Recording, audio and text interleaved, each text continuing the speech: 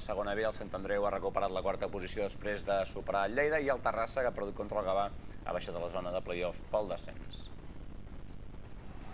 El suspens, al més pur estil Hitchcock, continua a la part alta de la segona B. El Sabadell no ha pogut segellar l'accés al play-off i ha cedit un empat a casa contra l'Osasuna B, que no s'hi jugava res.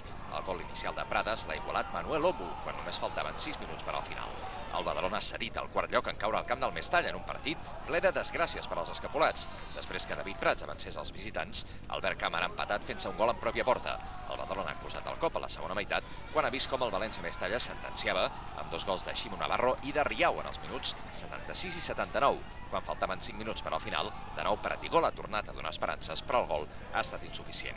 Ara el quart torna a ser el Sant Andreu, que s'ha imposat al Lleida en un partit apassionant en què s'han avançat els visitants, amb un gol de Sallarès en el minut 43. Però els de Nacho González han marcat 3 gols en 5 minuts i han capgirat el partit, a més amb un convidat sorpresa, Juanma Pons. Manolo Lanzarote ha posat el que semblava la sentència en el minut 71, però Ernesto Galán en el 80 ha posat emoció en el partit i ha fet més oferta a la victòria local. El Barça Atlètic, mentrestant, no pot enganxar-se a la zona alta perquè ha sumat 5 empats consecutius.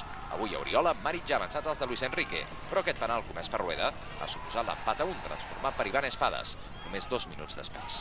Fins i tot, tal com estan les coses ara, la Gramenet també té opcions de ficar-se a la zona de play-off. Els de Manolo González han capgirat un gol inicial d'Ernesto i, de fet, ja tenien avantatge abans del descans, gràcies als gols d'Aaron Fernández en el minut 20 i de Meca en el 43 de penal.